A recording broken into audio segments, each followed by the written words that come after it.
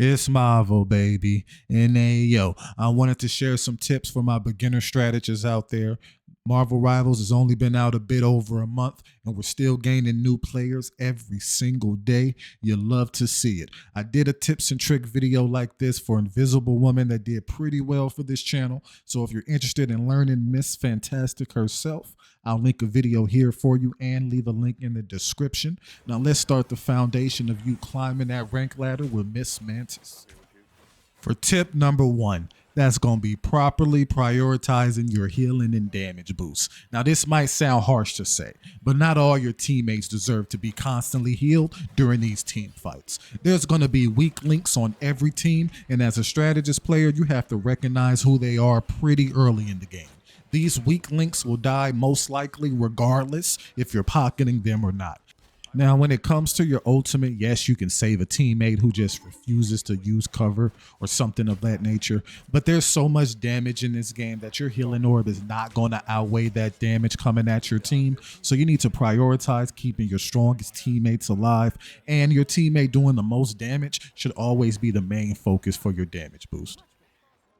And for tip number 2, and that's going to be getting rid of Loki clones. And this is a beginner's guide, so some people may not be aware, but every time you get a headshot with Mantis, you gain a stack of one of her orbs.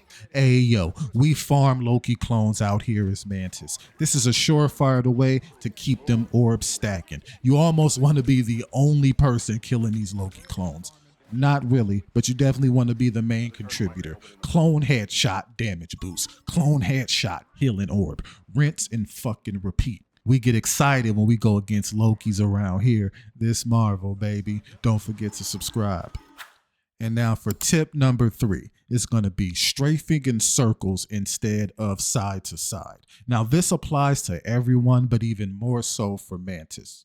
Now in Marvel Rivals, if you strafe left to right, you will lose your movement momentum once you have to go the opposite direction. You can remedy this by strafing in a circle rather than horizontally. And this benefits Mantis greatly because another thing her passive offers is a 40% movement speed buff when she hasn't been damaged for at least 3 seconds. This makes her circular strafing very, very, very difficult to track. And tip number 4, life orb management. That feeling when your Vanguard or Duelist looks you dead in your eyes for heals, but you don't have any orbs to give them, is one of the saddest instances in this game I've ever felt. It's like you can feel the disappointed aura just radiating from their character model, staring at you silently, or not so silently, judging you for not healing them. Then you watch their body just ragdoll across the battlefield. This can be avoided by not applying orbs when they don't need to be applied. I understand trying to preemptively throw a heal or damage orb on a teammate because you anticipated them entering an engagement, but don't be throwing them shits out all willy-nilly. We need you to lock in. And for the final tip, it's going to be one I struggled with a lot when I first picked up Mantis, and that's overestimating the range of your sleep. Now your sleep spore does produce a cloud that's AoE, which is very neat and makes it so we don't have to be as accurate as we have when we played Ana. I know y'all played Ana in Overwatch, and that's why you're a Mantis player. You love watching people stand there vulnerable as hell, just begging to get head tapped. Same, homie. Welcome, bro. It's Marvel, baby. But stop letting that AoE give you a false sense of security.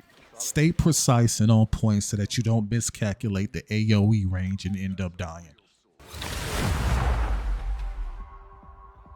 Did I ever tell you that I love this game? Yeah, me too. I made a whole YouTube about it. This nigga's been gaming for years. Plays this game for a week, says, you know what, I'm starting a YouTube channel.